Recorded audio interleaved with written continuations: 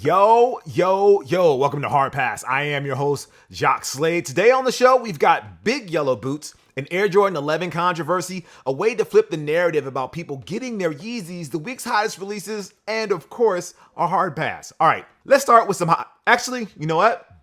Let me talk to you with our pick of the week and the heat check. Yeah. All right, the pick of the week is the Puma MB03 Gutter Mellow NFT on June 29th. The Ethereum equivalent of about $175 to $215 plus gas fees to buy the NFT, plus gas fees to redeem the sneaker, plus shipping costs to send the shoe to you. Now, this is not for the release of the shoe. It's for the NFT of the shoe that you will then choose to redeem or not during the redemption period of July 18th through August 20th. You'll need a crypto wallet. No, don't ask me how to set one up to host the NFT. After the 20th, you will not be able to claim the shoes, leaving you with the NFT. I'm highlighting this not because I think it's the best sneaker to drop this week, but rather it's the silliest, because while NFTs have potential for real-world applications down the line in the form of, say, digital pink slips or giving proper credit and compensation to artists when someone borrows their work, we are still in the early days where everybody is just throwing shit at the wall and seeing what sticks and won't get them sued down the line. For example, say you buy this NFT for the Gutter Mellow sneaker. You then have a choice. Do you redeem the NFT for the physical shoe, or do you keep the NFT? Why keep the NFT? Well, because you think it's going to rise in value someday. A quick scan of another company that's in the using NFTs as a ticket to redeem sneakers business are our old friends at StockX. Their Adidas Yeezy 350 V2 Reflective Beluga NFT in a man size 10 last sold for $246. The last Reflective Beluga that sold in a men's size 10 was $310. The math don't math if you're planning on holding to that NFT, bruh. But if you want a pair of Yeezys for less than what the asking price is on StockX, you're welcome for the pro tip.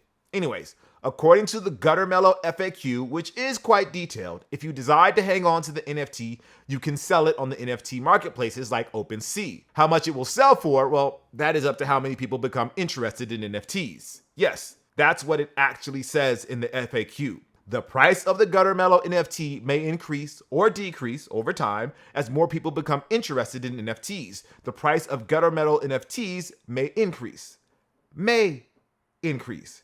You're not only hoping that more people become interested in NFTs, you're hoping that those people who become interested in NFTs then become interested in a picture of the debut colorway of the third signature shoe of a top 50 NBA player who is coming off an injury-plagued season and could potentially be overshadowed by an incoming lottery pick or big-name veteran who was acquired in a trade for the lottery pick. I feel a lot better if the shoe didn't look like a heat map. If this was 2021, I tell you to redeem the shoe because all the crypto bros will hoard the NFTs and you will be one of the very, very, very few who will own a physical pair, making it quite valuable in the long run.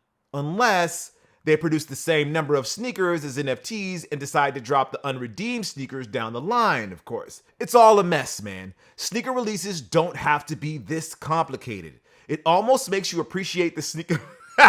What am I saying? That's crazy talk. Nothing could make anybody appreciate the sneakers app at this point. Anyway, let's move on to some hot takes. Okay, it's fashion week, so that means a whole lot of bizarre sneakers popped up that us normies will never wear, but we'll talk about them for the next few months, starting with the sequel to the MSCHF Big Red Boot. Not only are the boots back, it's yellow, and it's a collab with Crocs. It's a big yellow boot.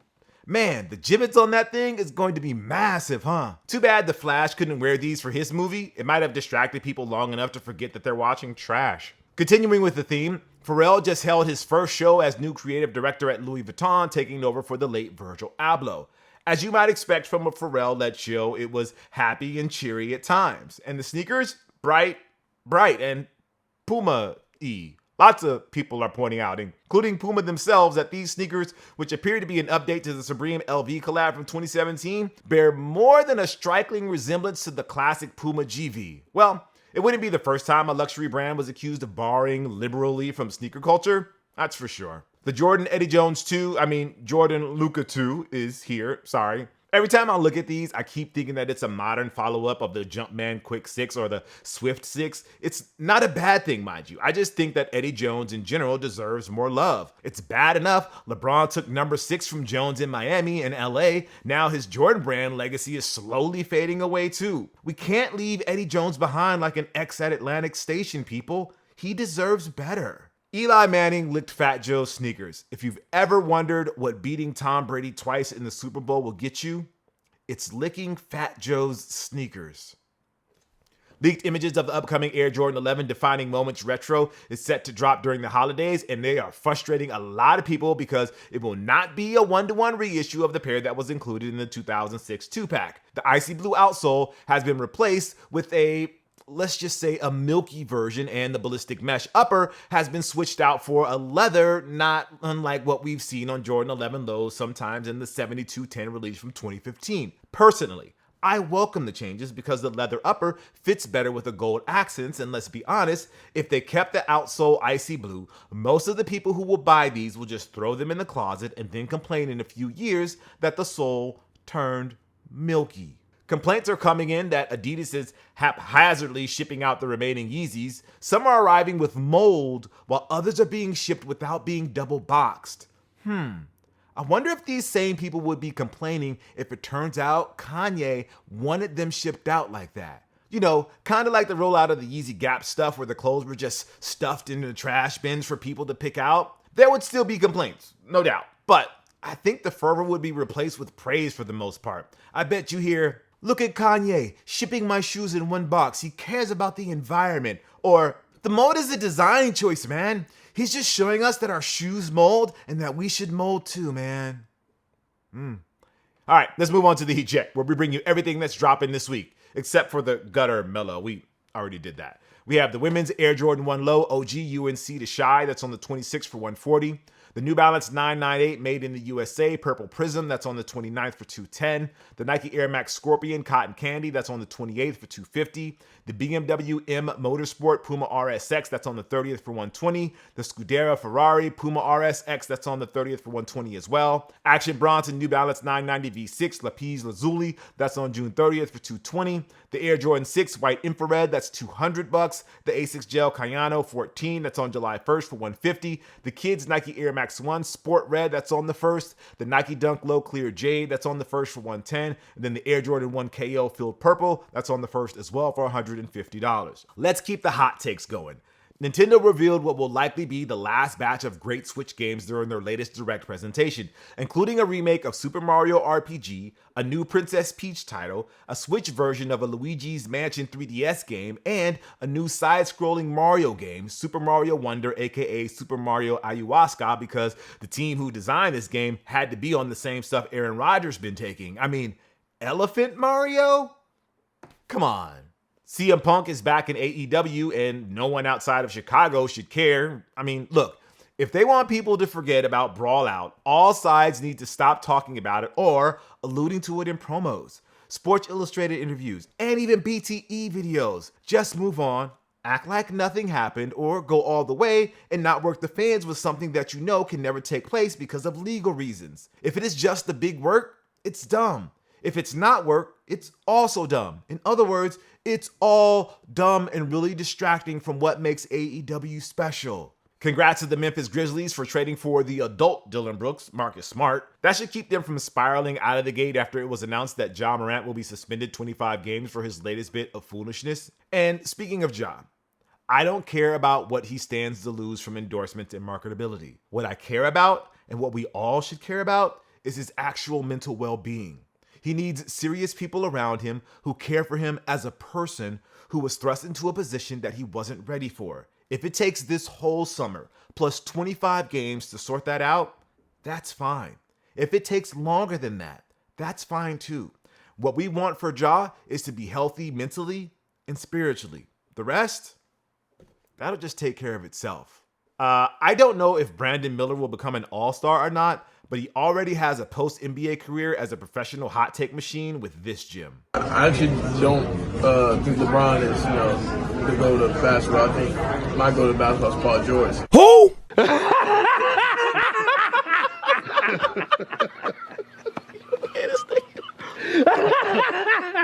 That's funny.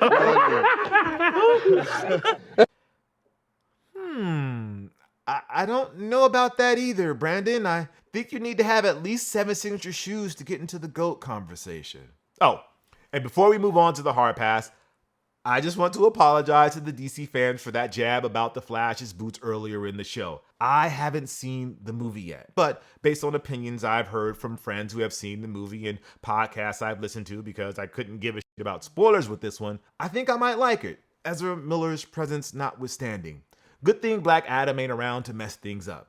Oh, turns out I'm not only stronger than Superman, I'm also faster than the Flash, hierarchy of power and speed and whatnot. Nah, go back to Fast and Furious, Rocky. All right, it's time for this week's hard pass. We're going to take a look at something in the culture that just needs to go, like Victor Wembanyama, sneaker icon. Okay, we're recording this right before the NBA draft when the San Antonio Spurs are expected to draft Victor Wembanyama, the most sure thing prospect since LeBron, according to the experts, with the first overall pick. The Spurs have a pretty good track record with number 1 overall picks, taking Tim Duncan in 1997 and David Robinson in 1987.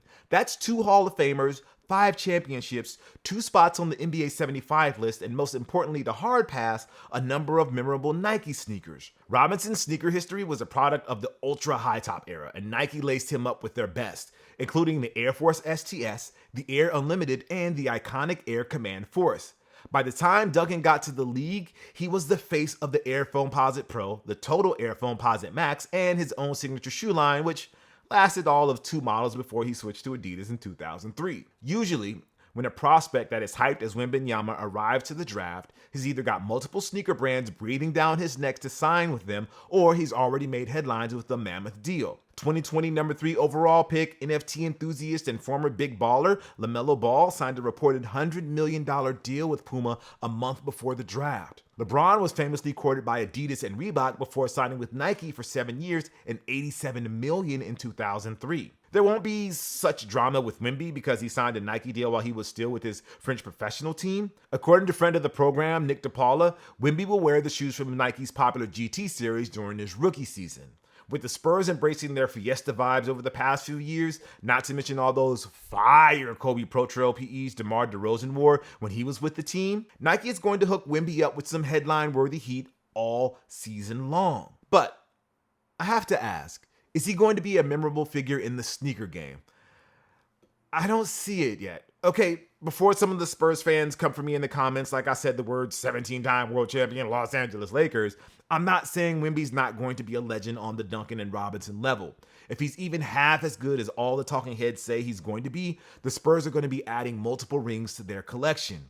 What I'm saying is that I don't see Nike creating a Wemby brand when all's said and done. So what are the knock on Wemby's sneaker journey? Well, first of all, it's not the 90s anymore.